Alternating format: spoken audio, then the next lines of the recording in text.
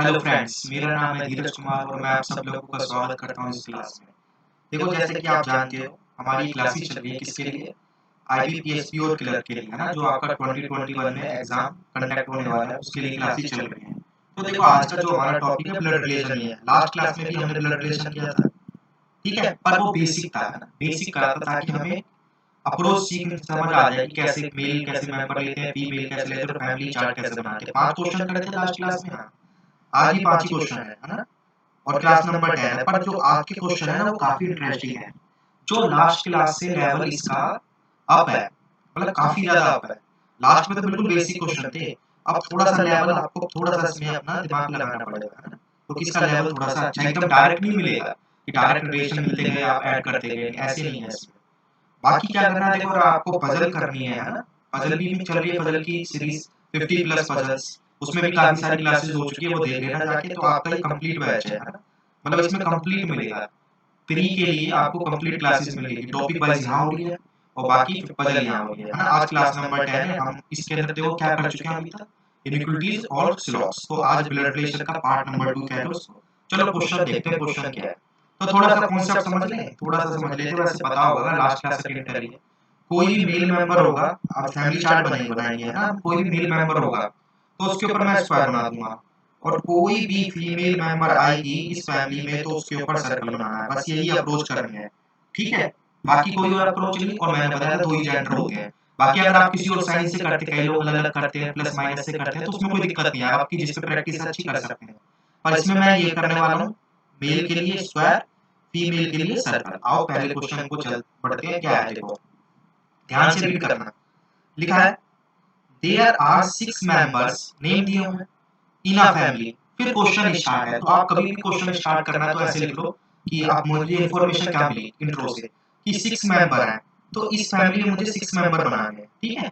ना तो देखो 6 से ज्यादा बना सकते हैं, ना 6 से कम, ओनली 6 मेंबर, नहीं तो पजल गलत हो जाएगी। आप देखो पहला सेंटेंस है, रीड करना ढंग से, अच्छे अच्छे क्वेश्चन है। Q is father in law of L, तो क्यू को फादर इन लॉ बनाना है एल का। तो अभी क्यू और एल में से किसका जेंडर बता सकते हो, क्यू का एल का? आप कहोगे क्यू का, क्योंकि क्यू फादर इन लॉ है। तो फादर इन लॉ कैसे बनता है, देखो, क्यू फादर इन लॉ बनाना है तो मैंने लिखा क्यू फादर इन लॉ है, तो मतलब क्यू मेल होंगे।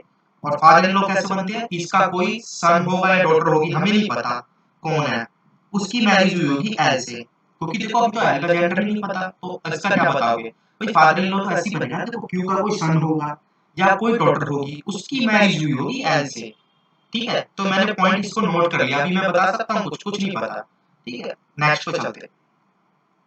के is only son of D, ये जरा वर्ड है ना, ये ओनली, इसको जरा ध्यान से देखना। के ओनली सन है डी का, सेंटेंस बड़ा है, ब्रेक करके पढ़ेंगे। तो के ओनली सन है ना, तो मैंने यहाँ पर ऐसे बनाया के ओनली सन, तो के ओनली सन है, तो के सन है तो मतलब के मेल होगा। और किसका सन है, डी का, डी का जेंडर फिलहाल नहीं बता सकते। अब यहाँ पर ओनली लिख लो वर्ड, ओनली का मतलब पता है क्या है, के का केवल के, मतलब के कह रहा हूँ, डी का सन केवल के ही है, डी का सन के ही है ना। अगर डी का कोई और चाइल्ड आता है इस फैमिली में तो वो बाय डिफॉल्ट फीमेल होगा, मेल नहीं हो सकता, क्योंकि एक ही सन है ना, एक ही सन। तो ओनली का मतलब क्या है, के is only son of D. And का मतलब क्या है, अभी बात खत्म नहीं हुई है, सेंटेंस कंटिन्यू है, और किसके लिए है, के लिए। भाई एंड का मतलब होता है पहले वेरिएबल की बात चल रही है, के is only son of D, and का मतलब के की बात चल रही है। एंड इज नॉट मैरिड लो, अब के को आप मैरिड भी नहीं कर सकते, है ना, ये भी एक कंडीशन है। ये नॉट मैरिड है, ये मैरिड पर्सन नहीं है, इसकी मैरिज नहीं करनी है ना, ठीक है। आगे देखो, थोड़ा सा हो गया क्वेश्चन, पर क्वेश्चन इंटरेस्टिंग है। D is brother of R, क्या लिखा है, D is brother of R, D brother है आर का, तो डी ब्रदर है, तो डी का जेंडर बता सकते हो? हाँ, ब्रदर मतलब मेल ही होगा, और आर का ब्रदर है, आर के बारे में फिलहाल नहीं बता सकता, ठीक है, करेक्ट करते जाओ उसको। Gender of R and M R is same, देखो जेंडर है ना, आर और एम के सेम होंगे, मतलब क्या हुआ, मैंने साइड में लिख लिया इसको, आर और एम के जेंडर सेम है, मतलब बराबर है दोनों, है ना, सेम जेंडर, सेम जी कर देते हैं। तो जेंडर का मतलब पता है क्या होता है, अगर आर मेल है तो एम भी मेल होगा, अगर आर फीमेल है तो एम भी फीमेल होगा, जेंडर तो यही होता है। आगे देखो, एल हैज एटलीस्ट 2 चिल्ड्रन, ये बड़ा इंटरेस्टिंग पॉइंट है। एटलीस्ट का मतलब क्या होता है, मिनिमम, मतलब एल के कम से कम तो 2 चिल्ड्रन होने चाहिए, और ज्यादा भी कर सकते हो। तो एल के दो चिल्ड्रन बनाने हैं, आओ जरा क्वेश्चन पे, तो एल ये रहा है ना। अब एल के दो चिल्ड्रन बनाने हैं आपको, तो एक चिल्ड्रन इधर आएगा, दूसरा चिल्ड्रन इधर आएगा, तीसरा भी आ सकता है, पर आपको मिनिमम दो करने हैं, तो यहाँ पर लिख लो एटलीस्ट, ताकि हम भूल ना जाए।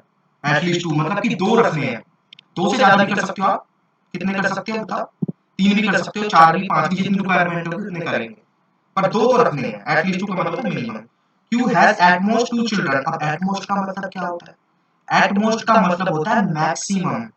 एट मोस्ट का मतलब होता है मैक्सिमम, क्यू का ज्यादा से ज्यादा दो ही चाइल्ड हो सकते हैं, मतलब एक चलेगा और जीरो भी चलेगा, पर जीरो कर सकते हो आप, जीरो कर नहीं पाओगे क्योंकि एक तो है, तो मतलब दो ही चिल्ड्रन कर सकते हो क्यू के। ये वाला पार्ट करना जरा, इसमें बहुत लोग गलती करते हैं, वो दो बना के करेंगे और क्वेश्चन कभी नहीं बनेगा। क्यू के एट मोस्ट 2 चिल्ड्रन है, तो एट मोस्ट का मतलब है दो होंगे, मतलब कि मैक्सिमम दो, मिनिमम एक हो सकता है और जीरो भी हो सकता है। जीरो ले नहीं सकते आप क्योंकि पहले से एक है, क्योंकि एल यहाँ पर है ना, देखो क्यू का कोई है, उसकी मैरिज हुई है एल से, तो या तो एक होगा या दो होगा। बना है, बना है, कनेक्ट करें इसको, चलो कनेक्ट करता हूँ मैं। अब आपको बजट पढ़नी भी नहीं है, यहाँ पर लिख दो मैक्सिमम है, क्यू के मैक्सिमम है, मैक्सिमम दो, ताकि पजल पे जाना ही ना पड़े। अब देखो करना क्या है, ध्यान से देखना। अब मेरे पास देखो, इस यहाँ पर देखो, जहां पर ज्यादा मेंबर आए वहां से चलो, एक मेंबर, दो मेंबर, तीन मेंबर, चार, पांच और छह मेंबर बनाने हैं। अब इस पॉइंट को ही तो कनेक्ट करना है आपको, डी के, डी के ही तो करना है कनेक्ट, बताओ डी के ही तो कनेक्ट करना है, और कौन सा कनेक्ट करना है? अब मुझे एक बात बताओ, ध्यान से देखना, ये क्वेश्चन कैसे करना होता है, अप्रोच देखो। First generation, second generation, third generation, first generation में कितने मेंबर है बताओ?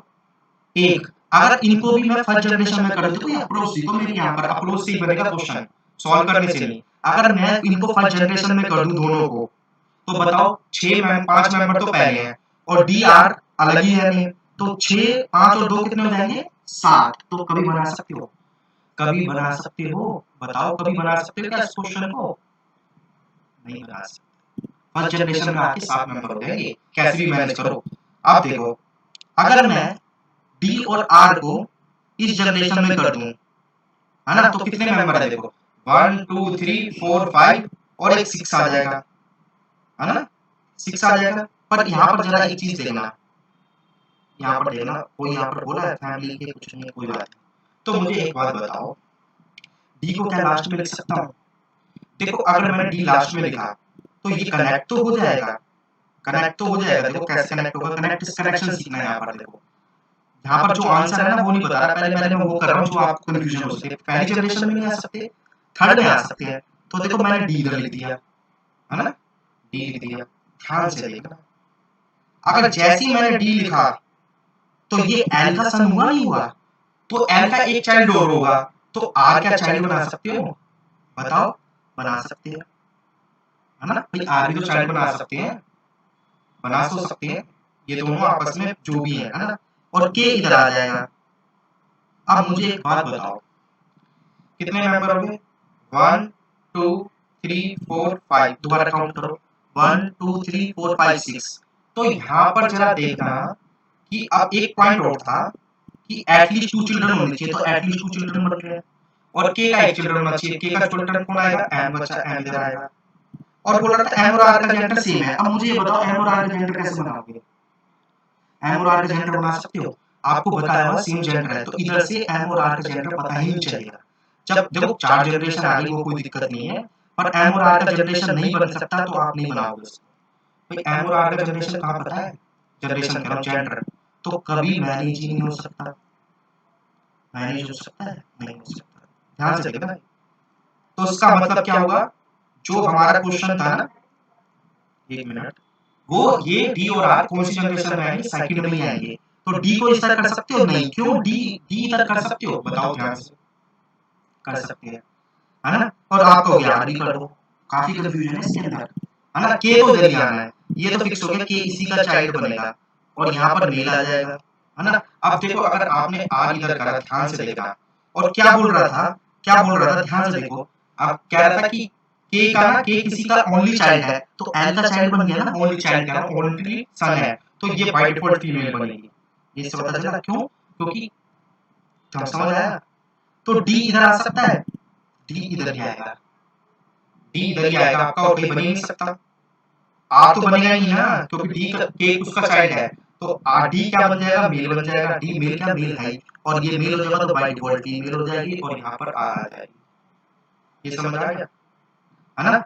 अब क्या था बताओ, आर और एम के जेंडर सेम है, आर और एम के, तो देखो एम की जगह कहाँ है, तो सारे मेंबर फीमेल हो गए, तो एम इधर लिखोगे, तो एम एक फीमेल बन गई, ये भी एक फीमेल होगी। ये समझ आया क्वेश्चन, काफी इंटरेस्टिंग क्वेश्चन था। इसमें देखो काफी चीजें यूज हुई हैं, एट लीस्ट, एट मोस्ट, है ना, और कैसे हमें मैनेज करना है, डायरेक्ट नहीं दिया था। तो आपका यही फाइनल चार्ट बनेगा, ठीक है, यहाँ पर है ना, यही बनेगा और कोई नहीं बनेगा, तो ये है पहले का आंसर। ठीक है, क्वेश्चन ही लगे, पहले आज हम चार्ट सीख लेते हैं, क्वेश्चन तो कर ही लोगे, क्वेश्चन तो इजी आते हैं, बस ये चार्ट बनाने में प्रॉब्लम होती है फैमिली। सेकंड क्वेश्चन की तरफ मूव करें, चलो उससे बढ़िया question. There are 7 family members in a 3 generation family consist of 2 married couple. Intro इतना ही था। तो क्या क्या चीज मिली, एक तो 7 मेंबर बनाने हैं मुझे, मैंने लिखा 7 मेंबर, 3 जनरेशन, 3 जनरेशन से ज्यादा नहीं चलेगी, 3 से कम नहीं चलेगी, 2 मैरिड कपल बनाने इस फैमिली में, याद रखना 2 मैरिड नहीं बना पाओगे तो गलत हो जाएगा, 2 से ज्यादा नहीं बनाने, लिखा है ना कंसिस्ट ऑफ 2 मैरिड कपल बस।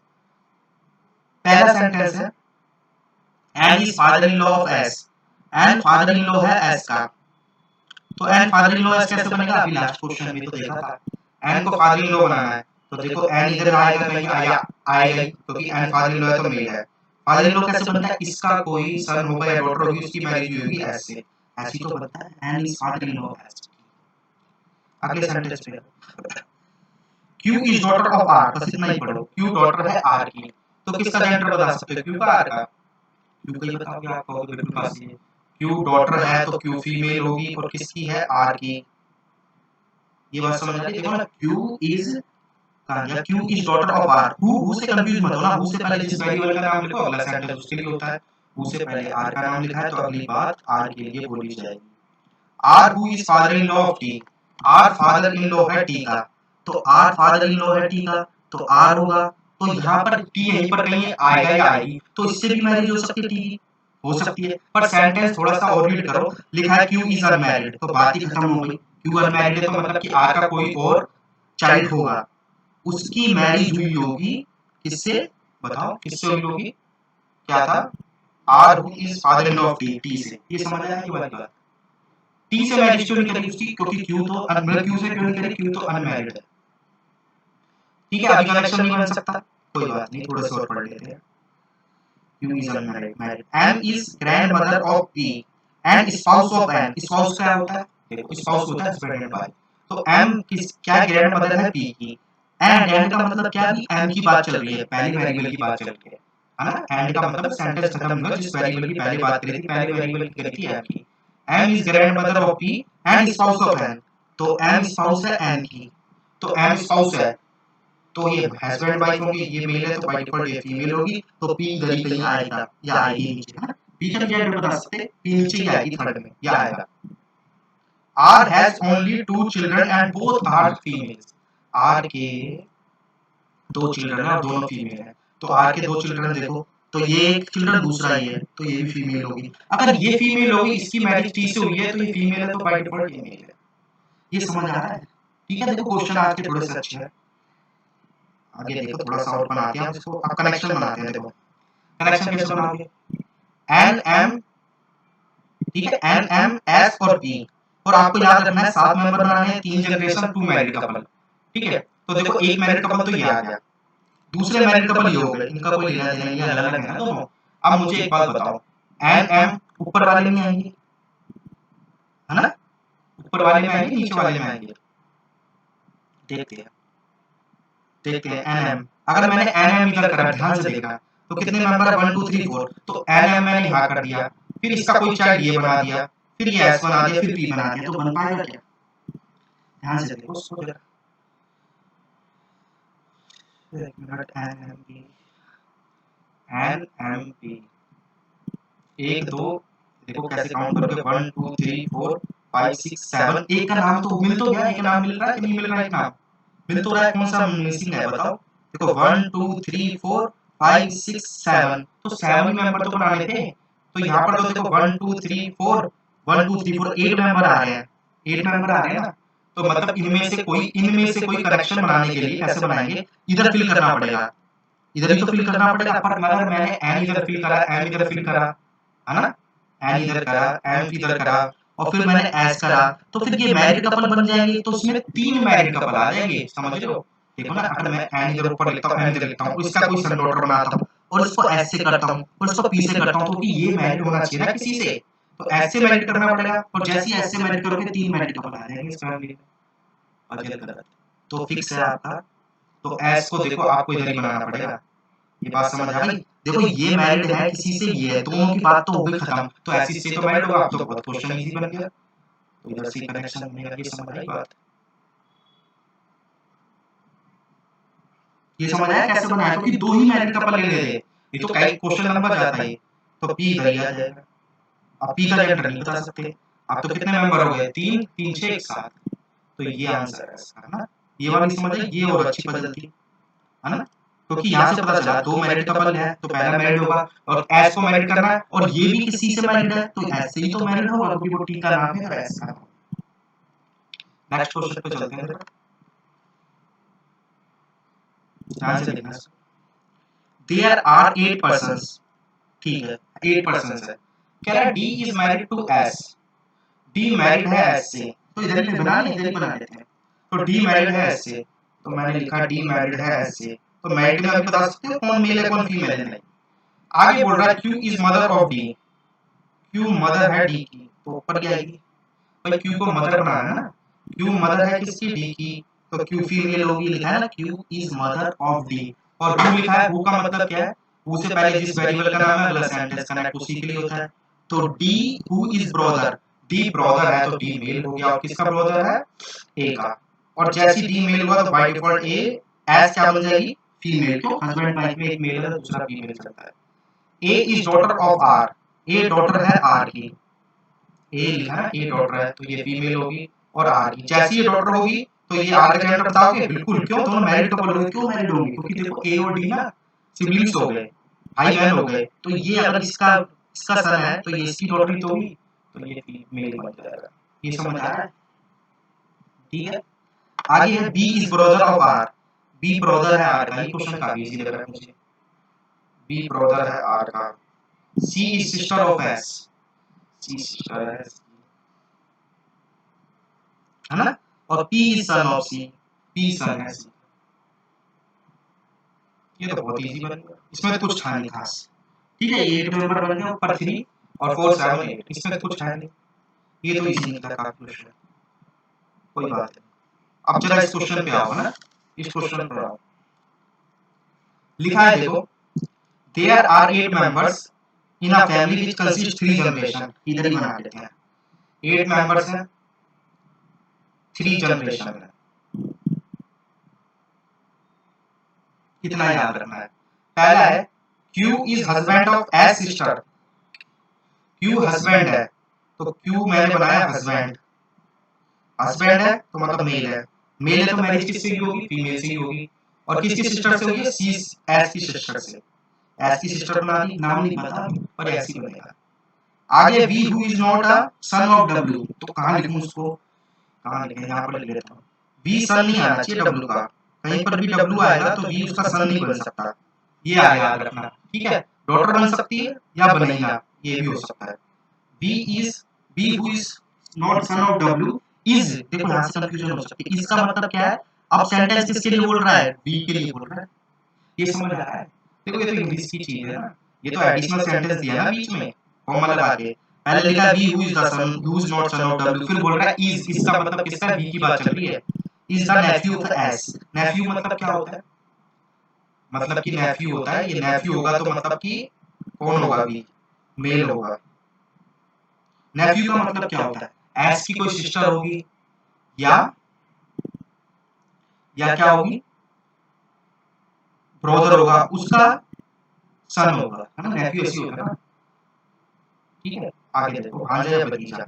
लिखा है R is granddaughter of T and sister of B, R granddaughter है बी की, देखो ना, आर ग्रैंड डॉटर है टी की, तो आर ग्रैंड डॉटर है तो मतलब नीचे आएगी, और एंड का मतलब क्या, आर की बात चल रही है ना, आर सिस्टर है वी की, तो आर सिस्टर वी इधर आ गया, और किसकी ग्रैंड डॉटर है ना, आर किसकी ग्रैंड डॉटर है, टी की, तो टी ऊपर ही कहीं होगा या होगी, मुझे नहीं पता उसके बारे में। You and T, U is wife of T, अगर यू वाइफ है टी की, यू वाइफ है तो यू को क्या बनाना पड़ेगा, फीमेल, और बाय डिफॉल्ट टी क्या बनेगा, मेल। ये बात समझ आ रही है, देखो ये क्वेश्चन थोड़ा अच्छा चल रहा है ना। You is wife of T लिखा है ना, हाँ। एंड का मतलब क्या है, अभी यू की बात कंटिन्यू है, and has more then one children, you के दो से ज्यादा चिल्ड्रन है, तो दो से ज्यादा चिल्ड्रन है तो अभी नहीं पता, या तो ये होगा या इधर कहीं होगा, मैं नहीं बता सकता अभी, है ना। यू के दो से ज्यादा चिल्ड्रन है, इसको होल्ड करो। W is not son of T, देखो W is son of T, अगर W सन है T का, ध्यान से देखो, जैसी W सन आया T का, है ना, और क्या था, U के लिखा था ना, U is wife of T and has more than one children, तो यही तो होंगे, यही तो होंगे, और कौन से होंगे, इससे थोड़ा ना होगा, ये तो उसकी वाइफ है, मतलब हस्बैंड है, हस्बैंड की तरफ से नहीं बनेगा। But not a son, but not a brother of Q, इसका मतलब क्या है, but not brother of Q का मतलब डब्ल्यू के लिए बोल रहा है, बट अपोज कर रहा है ना सेंटेंस को, मतलब डब्ल्यू ब्रदर नहीं है क्यू का, है ना, लिखा है ना W is not brother of Q. अब मुझे एक बात बताओ, गलत होगी ना पर हाँ, देखो क्या था, U is bited more than, W is son of T, W son है टी का, ठीक है ठीक है ठीक है, डब्ल्यू सन है टी का, और क्या था, W is son of T but not brother of Q, पर ब्रदर नहीं है क्यू का, है ना, भाई क्यू का ब्रदर भी नहीं है, तो एक जानकर बचा, कुछ लगता है मिस हो गया इस क्वेश्चन में, दोबारा रीड कर लेते हैं। You is wife of T and W is son of T, कुछ ना कुछ तो मैंने मिस कर दिया है यहाँ पर, आपका कुछ गड़बड़ तो नहीं है मैंने, इसको थोड़ा रेज करो यहाँ पर, इसको हटाओ पहले, तो यहीं से गड़बड़ हुई है कुछ, ठीक है। अब मुझे एक बात बताओ, यहाँ पर मैंने एक सेंटेंस यहाँ पे स्किप कर दिया, मेरे को याद है, याद आ रहा है, ठीक है, यहाँ पर पता नहीं क्या लिखा हुआ था, कोई बात नहीं, मैं दोबारा चेक कर लेता, क्योंकि husband of S V, V लिखा हुआ था शायद, जब तो नहीं नहीं नहीं, वी वी वी इधर फीमेल थी, इधर फीमेल थी, ठीक है, एक फीमेल थी इधर, है ना, जहाँ तक पता आ रहा है, देखो ना, Q is husband of S sister, ठीक है, वी इज, ठीक है, डब्ल्यू ए भी हो गया था, कुछ नहीं मिस कर दिया मैंने, आर इज